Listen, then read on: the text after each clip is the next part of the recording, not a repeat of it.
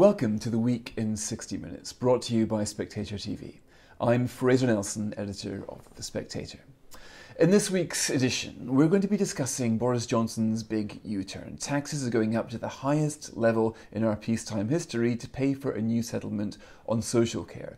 Is this a masterstroke by Boris Johnson or the beginning of the end of conservatism? I'm going to be talking to our economics editor, Kate Andrews, and to James Forsyth and Katie Bowles about the politics, and then to two Tory MPs to give us a flavour of a debate, Andrea Leadsom and Marcus Fysh, one of the few rebels.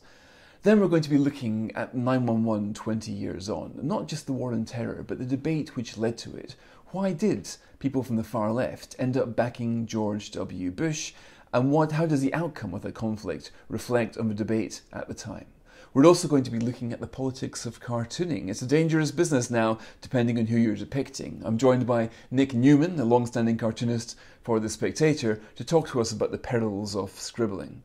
But before we get going, a special offer. If you haven't tried The Spectator magazine, we'd like to invite you to do that right now. A trial subscription for just £10 and a bottle of Pimm's to enjoy this late, beginning of autumn, end of summer sunshine. Just go to spectator.co.uk/TV offer to claim the booze. We've only got a few bottles left, so rush while stocks last.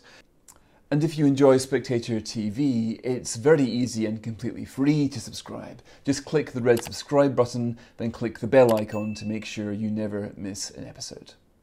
On to our first topic. What happens to conservatism? The idea was that the Tories would charge you less than the other guys. Boris Johnson signed a pledge, one of his 6 pledges, not to raise taxes. Read my lips, we will not be raising taxes on income or VAT or national insurance. On the contrary, what we are doing... For the lifetime of that government. For the lifetime of the Parliament. That pledge didn't last 2 years. And he's saying he's raising taxes to pay for the NHS. Realistically, it's for a new social care settlement to make clear that nobody will have to sell their house, in his words, to pay for their social care. So what's happening? Are we seeing a big shift to big state conservatism? Kate Andrews joins me now. So Kate, let's go through the economics here. Historically, this is quite a big tax rise, isn't it? It is, Fraser. According to the Institute for Fiscal Studies, the tax burden is now at its highest ever sustained level. Let's talk it through. This week, the government announced its plans to fund its efforts to catch up on the NHS backlog created by COVID-19 and reforms to social care. It's going to do so by raising taxes. From April 2022, national insurance is going up by 1.25 percentage points for employees and employers. So in total, it's a 2.5 percentage point hike. From 2023, it becomes its own tax, a new health and social care levy set at the same amount. The dividend tax rate is also going up too by 1.25 percentage points. It's projected this will raise an additional £12 billion for the Treasury's coffers. If you combine this with the tax rise from the March budget, which froze the personal allowance threshold and announced a corporation tax hike, Boris Johnson has achieved record levels of peacetime spending. Since these funds are mainly being sourced through national insurance, it's people in work who will be contributing most.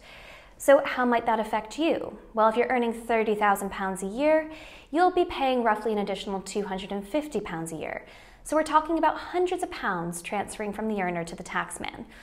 What do you get for it? Well, a promise has been made to increase NHS capacity from 110% at its current levels and to deliver 30% more elective procedures by 2024-25 than were previously available before the pandemic hit. These clear targets will make it easier to assess if the government has delivered on its word. But of course, there's no guarantee that it will. The NHS had a problem with waiting lists long before the pandemic hit, as trusts often failed to reach waiting time targets, keeping people in pain who are waiting for care. So we wait and see. As for social care, the assets of the middle class are now better protected. A lifetime cap of £86,000 has been set for what a person will contribute to the cost of their own social care, making it far less likely that somebody might have to sell their home to pay for care. The taxpayer, instead, will pick up the bill. Meanwhile, more support will be given to those who have assets between £23,000 and £100,000. They'll be eligible for mean-tested social care funding for the first time. Now, there remain outstanding questions as to how this money will be allocated. The government is instituting a legally hypothecated levy, meaning that the money will be ring-fenced by law for health and social care. But that's not irreversible with a big enough vote in Parliament. History goes to show that hypothecated taxes, and that's a specific tax to fund a specific purpose, rarely work. They tend to bloat the state, but the government likes to be able to prioritize funds as it sees fit, and usually finds a way of working around that. There are also questions about how much money is actually going to social care. The deal struck is that the NHS gets the bulk of the cash for the first few years to address the COVID backlog.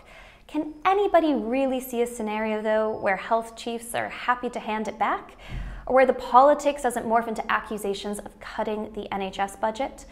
The Resolution Foundation highlighted this week that despite the usual campaign cries, healthcare spending is not insignificant. It currently totals 40% of core day-to-day spending, and that doesn't include emergency pandemic spending. Still, it's difficult to see this money being rolled back, so already questions are being asked about where more money might come from. The government will have this new levy. Might they up it? Even with the tax burden at a near 70-year high, are things only set to worsen? Tough questions for a Conservative government. Back to you, Fraser. Kate, thanks very much. So how is this debate going down in the Conservative Party? I'm joined now by Andrea Leadsom, who once stood for leadership of the Conservative Party. She's backing these proposals now. Andrea, thanks for coming on, but first of all, can you say a little bit about why you're confident that this will in any way fix social care? Because as far as what we've been told so far, it doesn't seem as if social care is going to be reformed in any way. It just seems that a massive big cheque has been written to the NHS with no real sign that it will get anywhere near social care.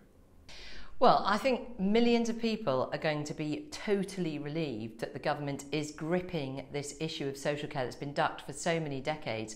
But in direct answer to your question, it is going to be a hypothecated new tax, the health and social care levy, and the government will be legislating to ensure that money is going to fix the social care system in two areas. One is to improve the domiciliary care, and the other is to improve the care home experience so that people don't have to lose all of their assets to pay for their care. And the Prime Minister said yesterday that his plan was progressive. What did he mean by progressive? In what way is this progressive? Isn't this the poor subsidising the rich? Absolutely not. No. Essentially, it's a 1.25% new national insurance levy. For those under about 9,500, they won't pay anything. For those under 21, for apprentices under 25, for veterans from the armed forces, there won't be any national insurance contributions for them. And then for everybody else, it will be progressive. So if you're a basic rate taxpayer, it'll amount to about £3.50 a week. If you're a higher rate taxpayer, it'll be about £17.50 a week. And then if you are a more wealthy individual, the top 14% will be paying around about 50% of the cost of this levy. Right. But say, for example, you're a worker in a care home on a national living wage of about, I think it's just £9.80 an hour. I saw some figures from Policy and Practice saying that that care home worker will be paying an extra £100 a year in tax for a fund that is available to millionaires. In what way is that progressive? In what way is that conservative? Well, I don't think that the real beneficiaries are going to be, as you say, the millionaires versus the poor who will be paying for it. But why not? You often said that you often put a cap on this. You could very easily have said that people who are millionaires won't benefit from this. They should pay for their own care. But rather than this, it seems to me quite explicitly, you're saying that the object of this is to relieve people, no matter how rich, from the fear of having to sell their own home. Now, that explicitly means that you will be giving money to people with big estates. A quarter of pensioners in Britain have got assets of £1 million or more in household assets. I think half of the majority of pensioners have got assets of £500,000 or more. These are households that, thanks to the asset boom, are very well off. And yet the Tory party is asking minimum wage workers to come up with a fund that can be used by them. So it is a fund that will be used by everybody, and you're absolutely right, it is intending to cap the contribution of every individual to their own care. But you know as well as I do, Fraser, that at the very top end, people are not dependent on the social care system. They are looking after themselves, as is the case at the top end. Where this will really benefit is those with a modest property, perhaps in the region of £200,000 worth of equity in their home. That will protect them from having to sell all of their assets that they want to pass on to their children, or indeed risking that they end up with nothing left in order to pay for their own care. So where it really, really benefits people is those who are in that middle income, who at the moment, if you've saved nothing, if you have nothing, then you are in effect getting exactly the same as somebody who's saved and done the right thing and who is absolutely terrified about losing all of their assets. But a really important point here also to say is that the social care system is absolutely broken, and it has been for decades. Successive governments haven't gripped this issue, and what the Conservatives are now trying to do is to once and for all set in stone a system that actually will transform this so that everybody can benefit from it, whether they're elderly and with modest means, whether they are a younger person who has disabilities or who needs specific care for particular issues that they have. Everybody will be able to benefit from it. So it's right that we have a broad tax base to raise the money. Right, but what is clear is that nobody will have to pay more than £86,000. What is clear is that you won't have to, if you've got a home that's £250,000, £250,000, you won't have to risk that. By the way, that's a lot more assets than a lot of people who'll be paying this tax will have. But what isn't clear is that this will in any way transform or even fix social care. There's money there, but you haven't said how you're going to do it, really.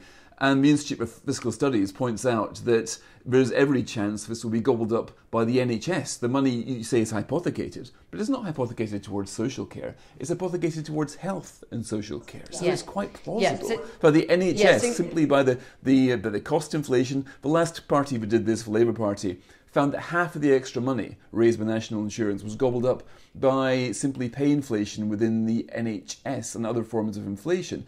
So there's no real guarantee that the care home system, which claimed, I think, a third of the COVID dead were passed away in care homes, a big problem there.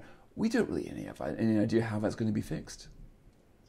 Well, certainly, there's a couple of points to make there. One is that health and social care are not sort of like two separate things. The point is that people who are finding themselves taking up hospital beds could much better, in many cases, be looked after at home. That was the case during COVID. It was the case before COVID.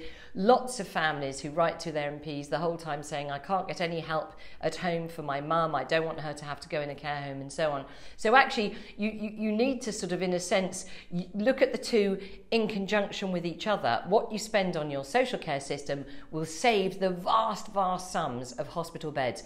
But in addition to that, the government's going to be bringing forward legislation to create a cap and a floor system for social care so that in effect it becomes inexorable that money will be brought into the social care system. It won't be able to simply be absorbed in the NHS to pay for the COVID backlog. But just to be clear, this is not something that's going to go away. There are 5 million people now waiting for procedures and operations as a direct result of COVID.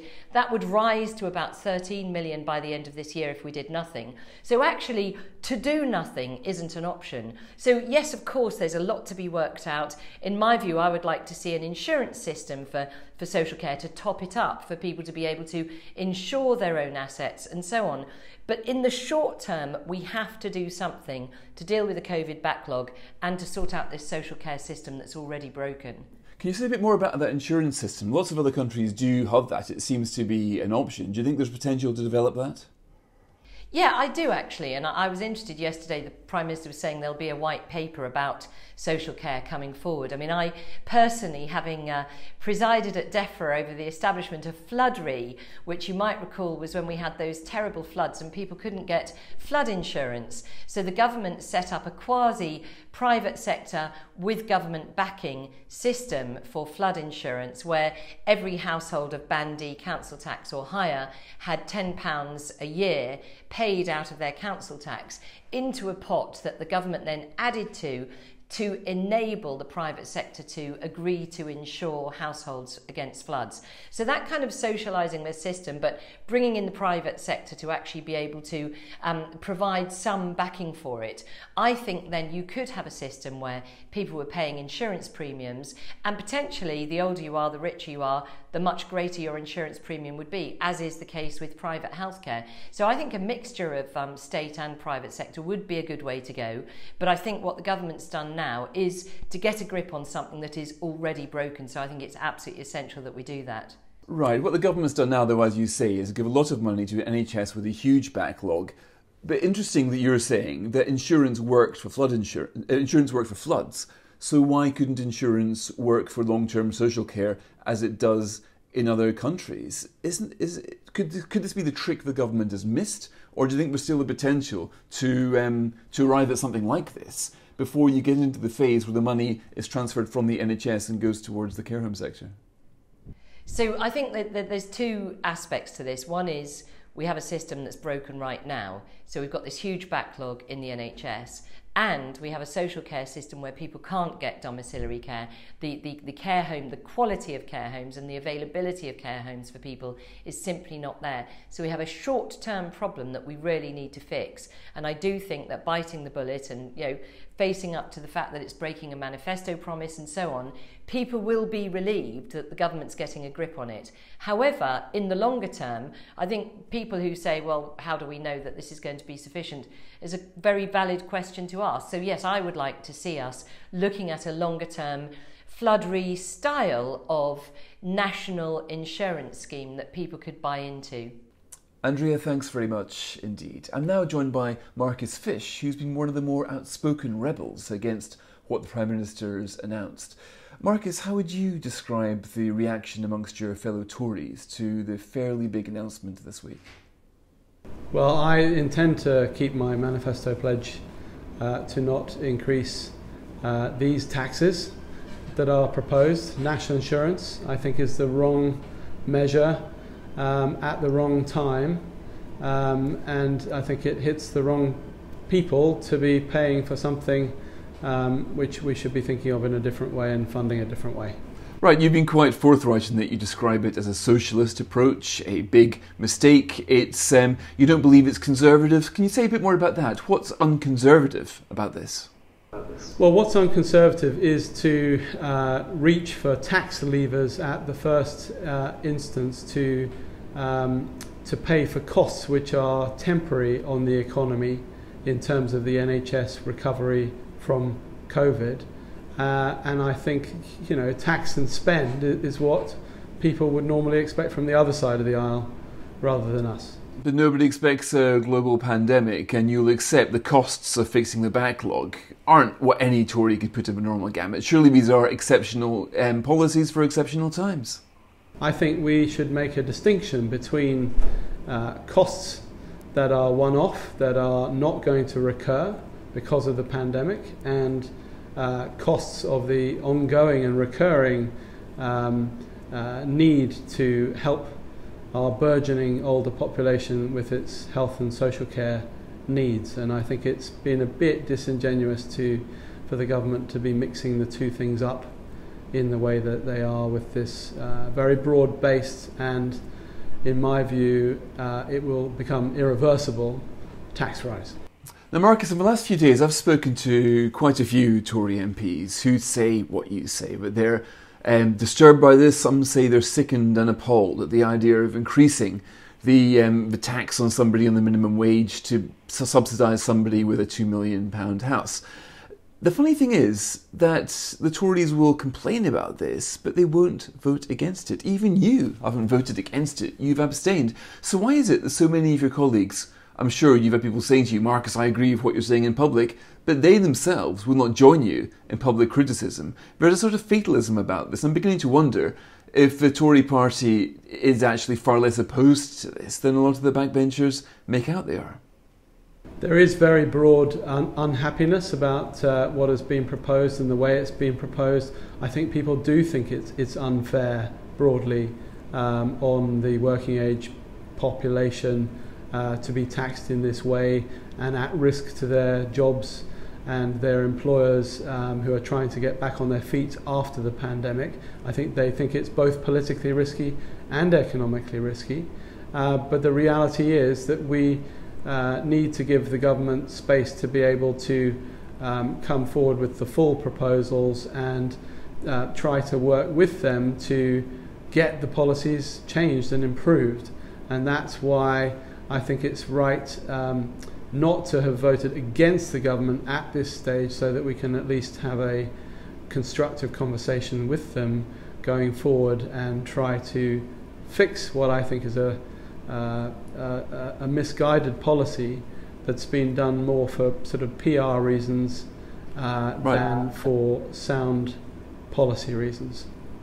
But Boris Johnson seems to have certainly got a warm reaction to this. The opinion polls suggest that voters, certainly older voters, seem to think he's made a sensible decision. They recognise that in a pandemic taxes need to go up, and that a lot of people want the care homes fixed. I mean, when Theresa May came up with the idea of asking the wealthy to pay for the cost of their own care, the Tories got such a backlash that you guys lost your majority. So I put it to you that what you're proposing just simply isn't politically sellable now, given where the political power, electoral power, lies where it does, with older voters, because without older voters, the Tories would not be in power, so you guys basically work for them from now on. I don't think that this plan will actually fix social care. I think it will make it worse.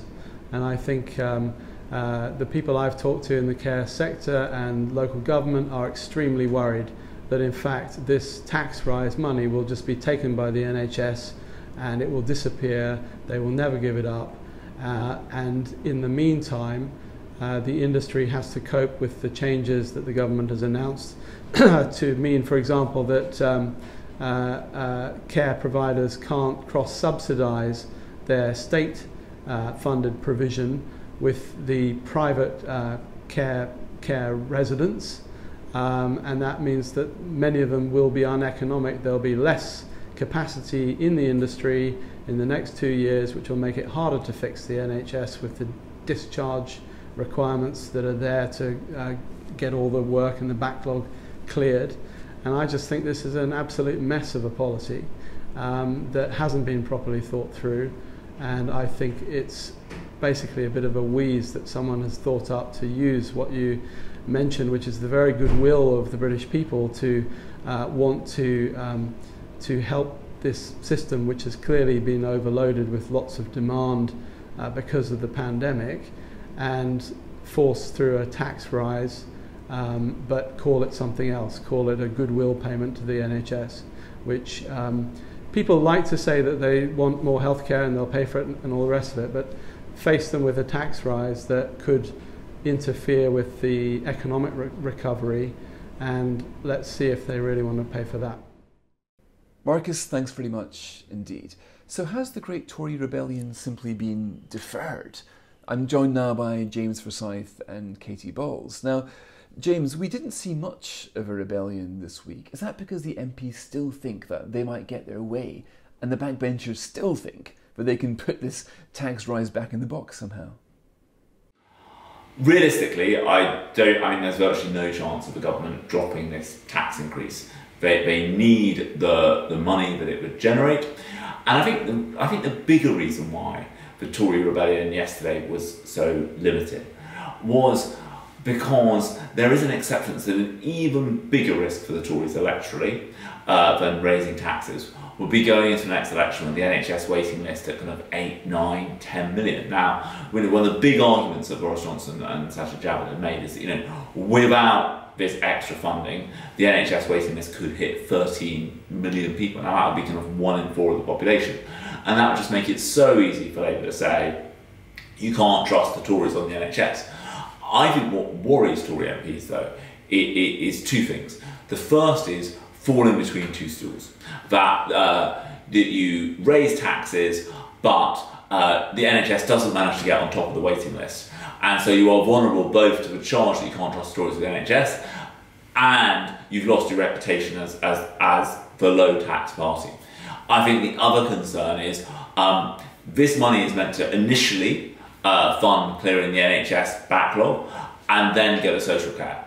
But it is hard to imagine the NHS giving up this money. If the NHS manages to use this money and clear the waiting list, NHS chiefs will say, look how much better the health service is with this extra resource. Why would you want to take that away? But if the health service can't clear the backlog, you can see the NHS saying, well, why are you taking this extra funding away when we haven't yet dealt with the problem that it was meant to deal with? And that raises what worries lots of Tory MPs, which is, are you going to end up in a situation where in 3 years' time you have to come back and raise the health and social care levy again to produce extra revenue for social care? So I think that Tory MPs are pragmatists. I think there's also the fact that if you vote against the government on tax and spend, that is about as fundamental a rebellion as you can get. But I think their worry is, will the policy work? Will this gamble pay off?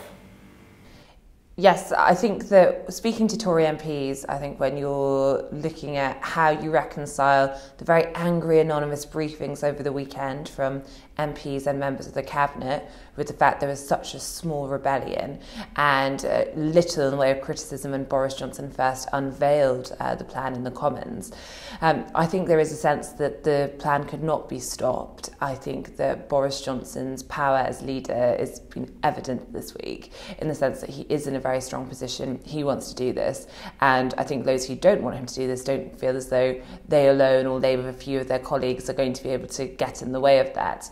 But there's still unease about where this ends up in a few years' time. And I think, as James is touching on there's a question of, will this money ever go to social care? Is it actually just going to get focused on the NHS, the backlog, and then prove pretty hard to take away from the NHS? And if so, is Boris Johnson really going to be able to say he has come up with a solution to social care, or is he going to come under more pressure? And in that press conference, the day of the announcement, you saw journalists pressing the Prime Minister on whether he really was a low-tax Tory. Not so much evidence at the moment, but he said he was. So in that case, would he promise there'd be no more tax rises in this Parliament? And the most he would do would offer an emotional commitment, which I think perhaps is worth even less than his broken manifesto commitment. Yeah, and so I think the next kind of question is, where does this take politics? I think Keir Starmer has had a difficult week because Labour don't have a clear alternative proposal, and that makes it very easy for Boris Johnson to say, you don't have a plan. So Labour at the moment support the extra money for the NHS, but haven't said how they would fund it, except they wouldn't fund it through national insurance. And I thought one thing that you and I were talking about on Wednesday on Coffee House Shots, Katie, was that you could almost see Tory MPs in the chamber seeing how taking the initiative and put Keir Starmer on the back foot and becoming kind of more vocally supportive of the policy for that kind of quite cynical reason. But I think this is the other question which is, if you've got, I think it shows you how far to the left British politics has moved. But you've got a Tory government doing essentially exactly what Gordon Brown did in 2002, which is to raise national insurance to put more money into the NHS. It does raise the question of, where does Keir Starmer go? And I think in some ways he is haunted by Jeremy Corbyn. If you look at the electorally successful centre-left leaders at the moment, Joe Biden in the US, Scholz in Germany, where it looks like he's going to be successful, they have gone really quite far to the left on economics. They've gone kind of doing quite magic monetary stuff. And I think Starmer feels that because of Corbyn and because of Labour's lack of reputation for fiscal responsibility, he can't do that. But I think that is leaving him without a plan and making him quite vulnerable to these Tory attacks. And I think we could see when Keir Starmer was speaking at Prime Minister's questions, he had several criticisms of the plan. He said that despite what Boris Johnson may say, wouldn't actually stop everyone from potentially losing their home to care costs. And then he also switched to the unfairness on national insurance. But I think we're seeing an issue in the sense that it's hard to know what the overall narrative is on some of these Labour attacks. And I think when Boris Johnson could reply by saying, well, look what members in your shadow cabinet team have said previously, things that was pretty similar to what's on the Tory office, some different.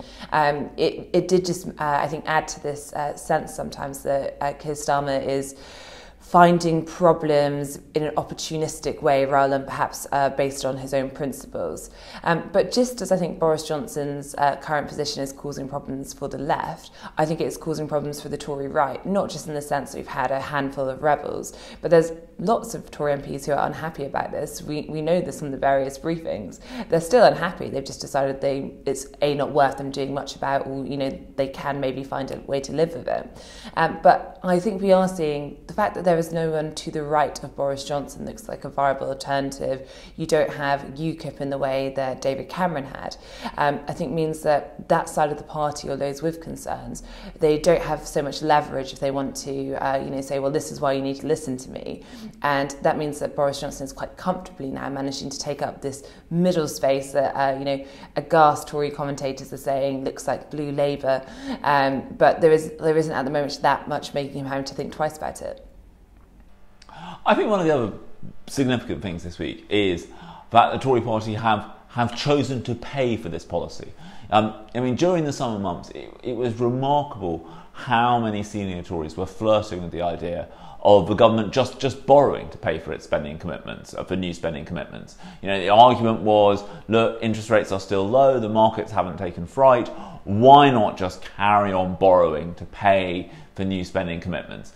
And I think the fact that they've chosen to raise taxes is interesting. They have essentially decided that being the party of fiscal responsibility is more important than being the party of low taxes. I also think this decision to raise taxes has another consequence, which is, during COVID, the Tories were spending huge amounts of money with almost no consequence, because it wasn't having to be funded. It was all simply deficit spending, and that meant that it was very easy to advocate for more spending, because it didn't require painful decisions about what taxes you were going to raise.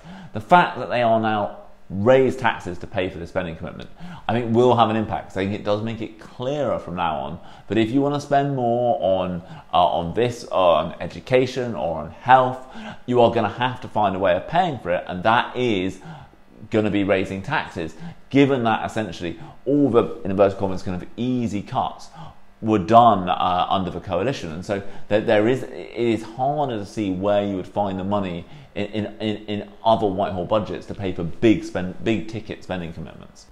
And then I suppose just finally, if we're talking about why MPs have fallen into line, I think it's worth talking about those reshuffle rumours that have been circling since the weekend. And I think opinion was divided on whether this was a genius bluff from Number 10 to try and make ministers feel more inclined to be supportive, and those ambitious MPs looking to join the payroll to make them, keep their powder dry. We thought the reshuffle might be at the end of the week. It hasn't come to be.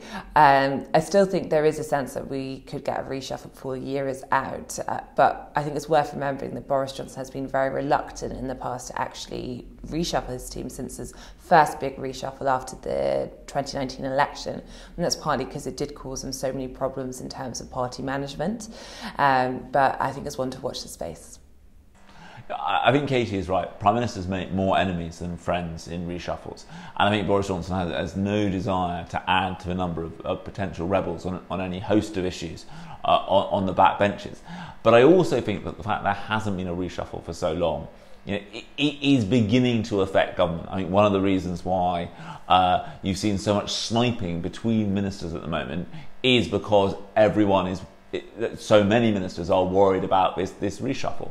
And I think in some ways Boris Johnson needs to bite the bullet and get on with this, because the longer he delays, the more further the speculation will get, and also the higher the expectations is for this reshuffle, the more people are expecting a kind of dramatically different cabinet rather than some small tweaks to his top team. Katie and James, thanks very much indeed. Now, this weekend marks the 20th anniversary of the 9/11 attacks and the extraordinary debate which followed it. We had in Christopher Hitchens perhaps one of the most articulate and unlikely defenders of George W. Bush's war on terror. His brother Peter Hitchens joins me now. He's written for the magazine this week about the strange intellectual convergence between the far left of the 1960s and the neoconservatives of 20 years ago. Now, Peter, you start your article by saying that both you and your brother Christopher were very much against the Vietnam War. Which one of you two changed your minds intellectually? I think he did more than I did. I think that I continue to view the Vietnam War as an amazing episode of stupidity in which huge numbers of people died by mistake, a futile, enormous exercise of misdirected power conducted by people who refused to believe that sheer brute force could not overcome the force of an idea. And I think that the failure of the modern Western governments to learn or even remember that lesson has been very obvious in recent years, particularly over Iraq, but in lots of other places too. It continues to be obvious. And there's constant cruising for a bruising, which so many Western powers do, particularly ourselves in the United States, endlessly looking for new enemies, whether it be Libya or in Syria or in Afghanistan, rather than accepting that there are limits to power. And I think this comes out of a utopianism. Right, but you've made this argument consistently, but when you look back 20 years ago about the arguments for, basically about what is the purpose of Western power? If West have got these military, then ought it to use the military to put an end to what your brother Christopher referred to Iraq as a regime which is a prison above ground and a mass grave underneath. He was very much in favour of the Kurds. He basically thought that if the West could use its liberal force to nudge countries towards a more liberal outcome, that would be a huge moral good. Now, that didn't work out that way, but the argument was pretty coherent, wouldn't you say, at the time? I mean, you might say, well, I didn't think practically the military could do this. But if you did think practically the military could depose a bad regime and usher in a democracy, then it would make sense, if you were a liberal, to pursue liberal interventionism. Yes, but I don't think anybody who'd been alive and active during the Vietnam period could conceivably think that without closing a large part of their mind and their experience and simply ceasing to understand what we had understood then.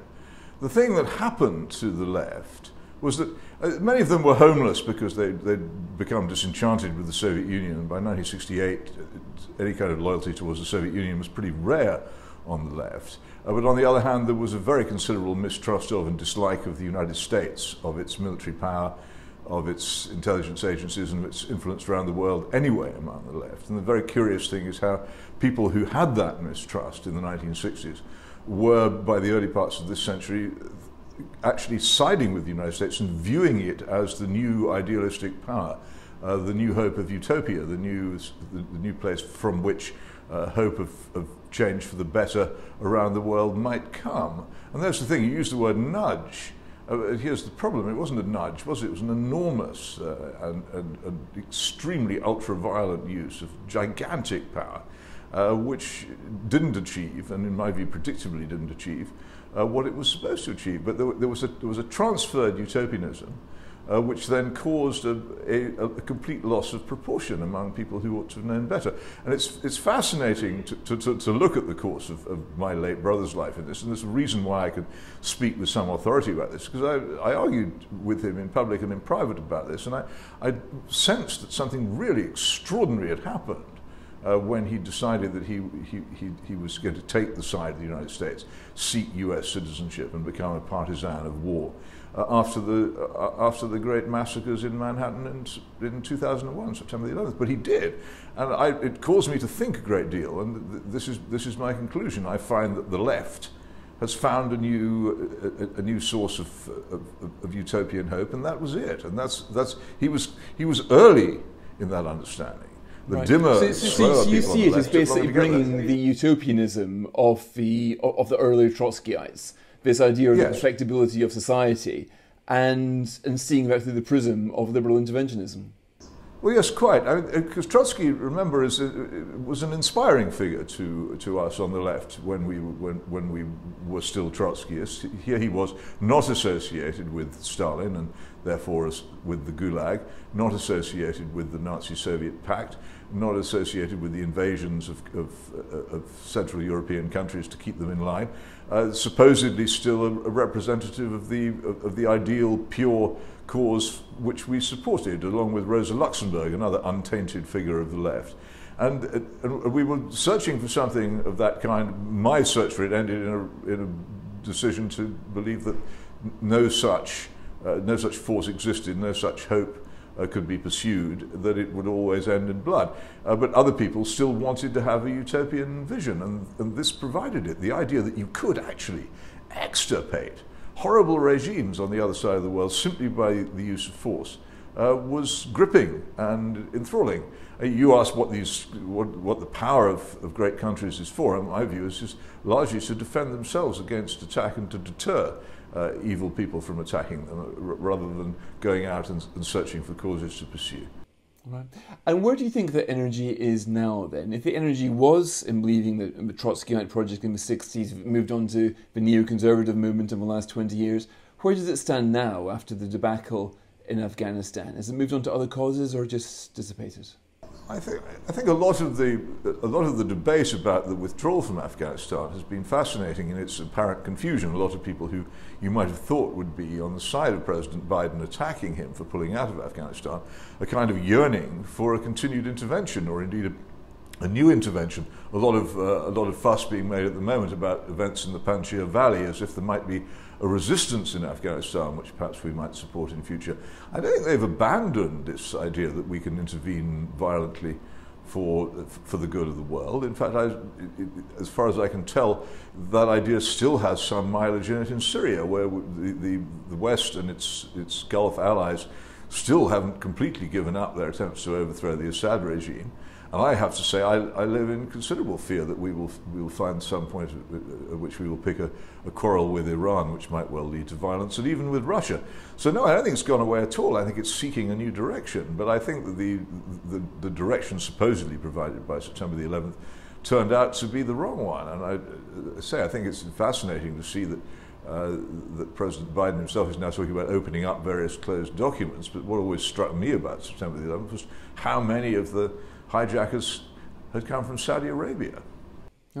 And what about your own brand of politics? Because you say now that basically countries ought not to interfere with other countries, but doesn't this fairly quickly become isolationism? And when great powers choose not to help police the rest of the world, then you certainly turn a blind eye to troublemakers, and as Rumsfeld said, weakness can be more provocative than strength. So at the moment, with America turning in on itself, I guess you are advocating, presumably, that Britain keeps to a minimum all sorts of foreign policy adventures. Doesn't that risk destabilising the country and encouraging the forces, the liberal forces, which surely somebody, if you're a classic liberal, if you're a conservative, if you basically believe in freedom and democracy, surely you ought to believe that our country has got a role to play in encouraging that democracy in other places and in using and applying our force in areas where it can help. Well, I'd like all good things, including charity, democracy, liberty, and such things, begin at home. I think we have very grave tasks at home in establishing a better form of governance than we have now, and re-establishing the adversarial parliament which we used to have and which we've lost, and rediscovering the rule of law, rebuilding such things as habeas corpus and the presumption of innocence, which we've chucked aside.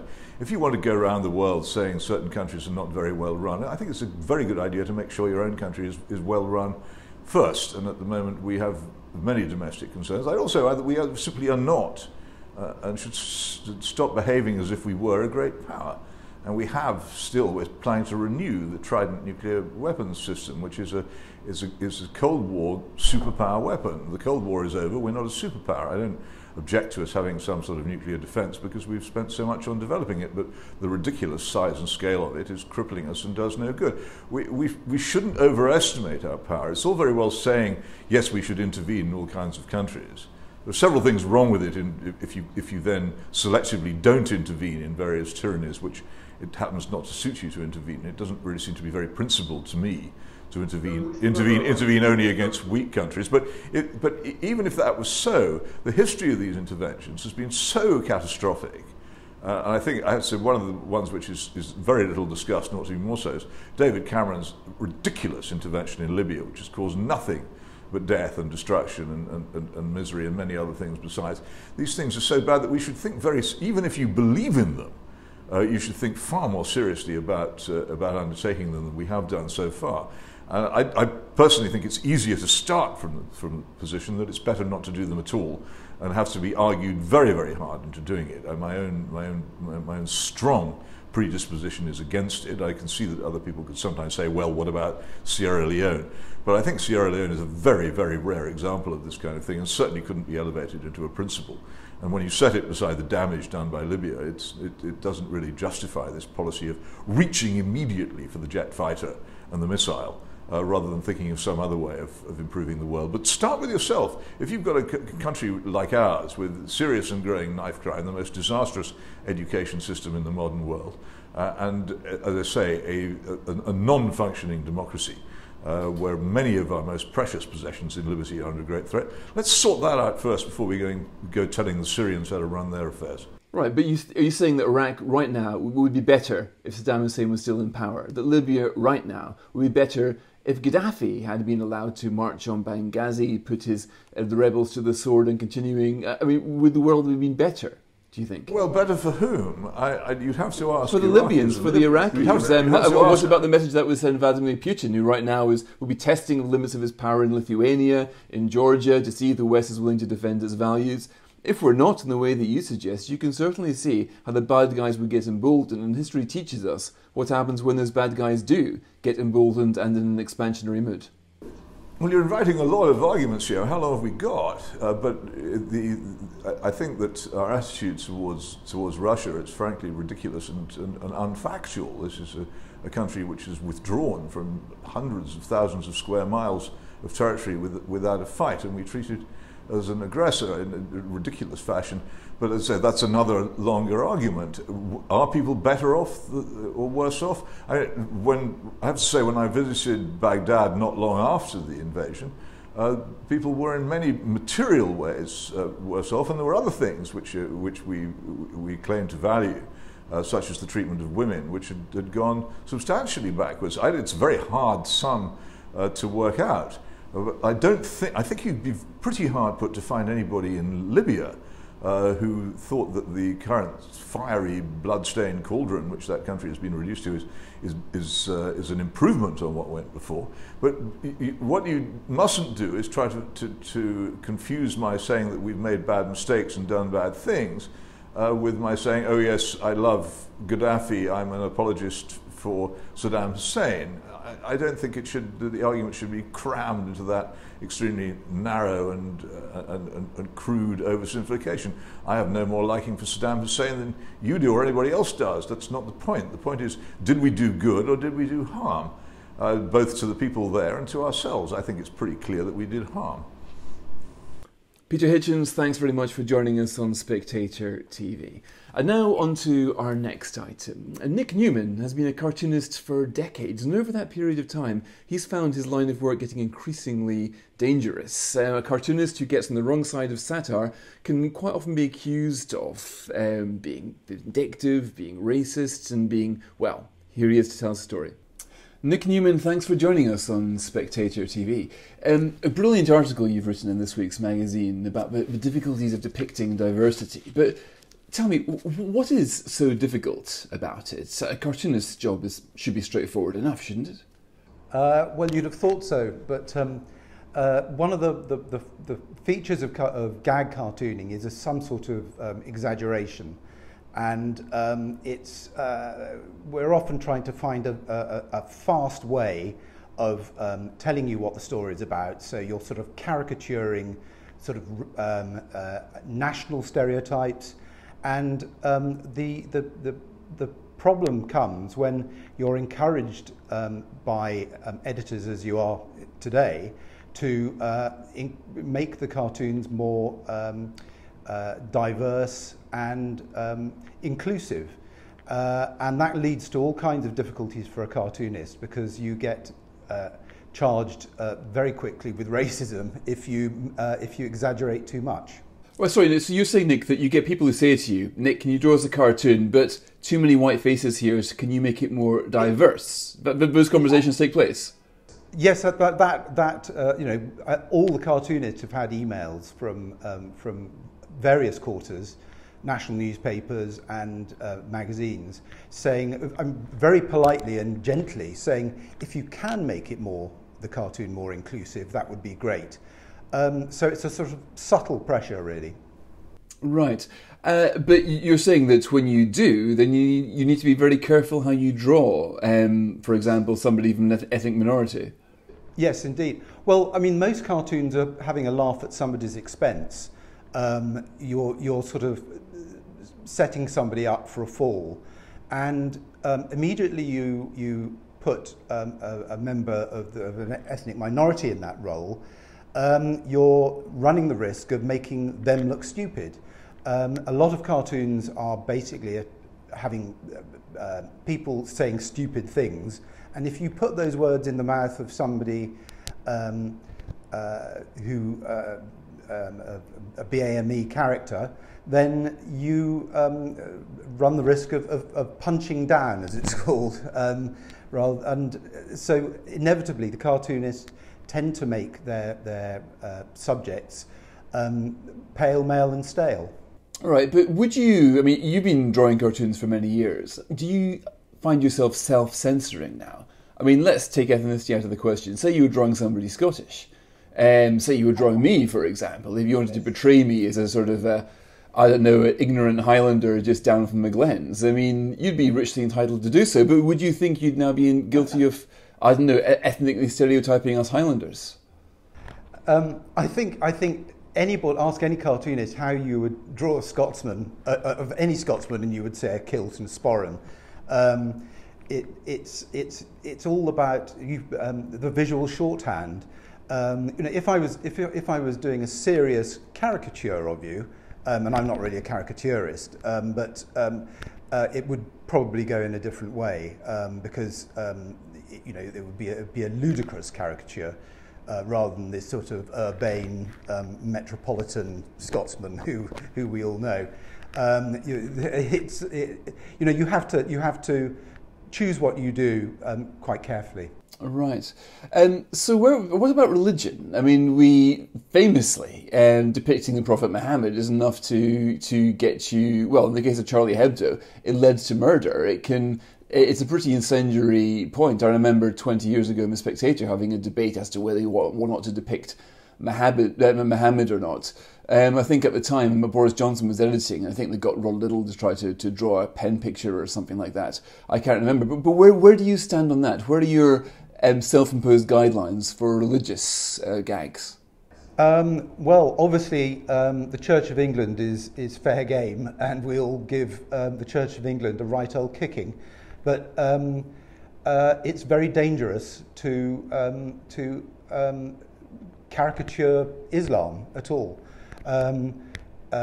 Famously, in 1925, the great cartoonist David Lowe, who ended up as Sir David Lowe, drew a very sort of anodyne cartoon celebrating the England cricketer Jack Hobbs, who had made 2,000 runs by the end of May or something like that. And he drew Jack Hobbs as a colossus, standing on a pedestal, and as sort of little miniature figures around him were great figures from history. So there was Caesar, there was Napoleon, and there Charlie Chaplin, and there amongst them was a caricatured Muhammad. And this cartoon led to riots in Calcutta, and David Lowe very much regretted drawing it. But even back then, it was incendiary.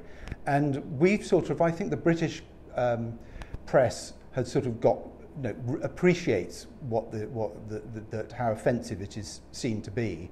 And so we might attack, the Taliban for what they're doing in Afghanistan, but I don't think we would go for Islam itself.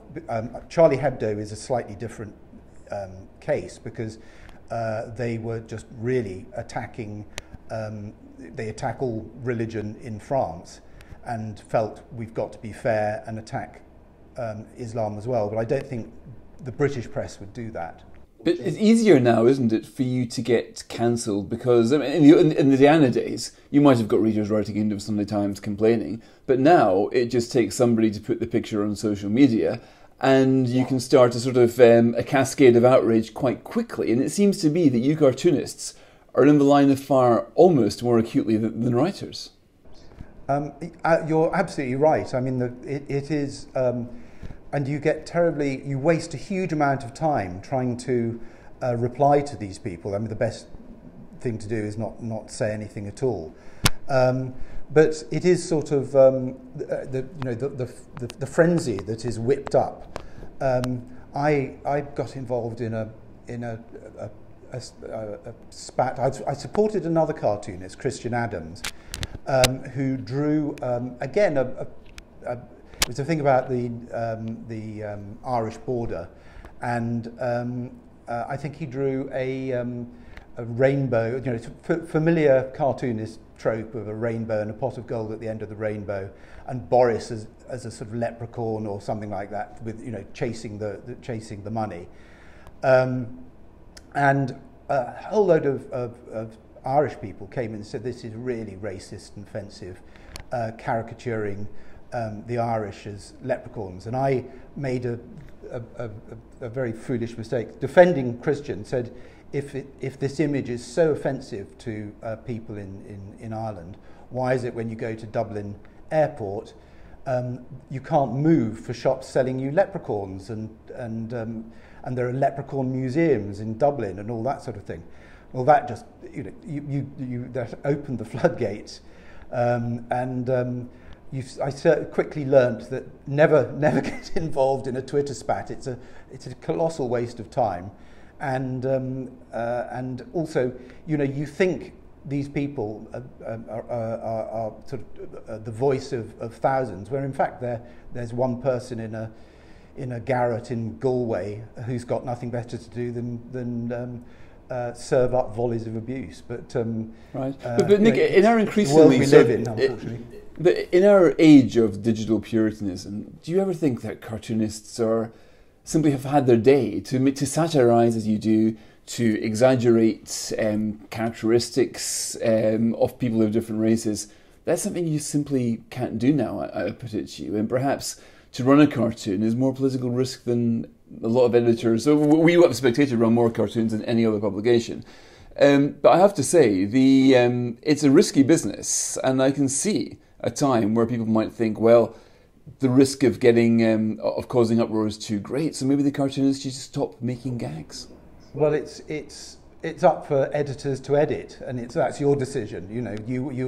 Some magazines have given up on cartoons. I think that's for financial reasons rather than for risk of being cancelled subscriptions. I mean, my own experience, when cartoons go into the Spectator and you put them on Instagram, they get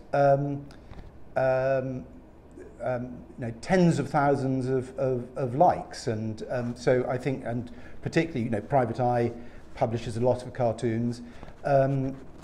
We did a Private Eye cartoon book a few years ago, and it was a bestseller. There's an awful lot of people who still like cartoons, and they're very instant and very popular medium. But it's up to editors to decide whether or not you want to take the risk of going down the route of taking on like the issue of diversity. If you as an editor felt this is all humbug about trying to be as inclusive as possible, because the actual percentage of BAME people in the country is only 14% or whatever it is, and so to make a cartoon 50% inclusive is just a lie. That's a decision you'll have to make and have to live with. I don't think cartoonists themselves are particularly. I think they're keen on diversity, but we are worried, I think, as a group, that by editors wanting us to be diverse, it's putting us in a more dangerous position. Nick Newman, cartoonist extraordinaire, thank you very much for joining us on Spectator TV. And that's it for this week. If you like the show, then do consider subscribing. Just click the red subscribe button on YouTube, click the bell, and you'll be alerted every time we come up with a new episode of The Week in 60 Minutes. My thanks very much to Max Jeffrey, our producer, and Cindy Xiaodan, our broadcast editor. Freddie Gray will be in the hot seat next week, but for now, thanks very much for watching.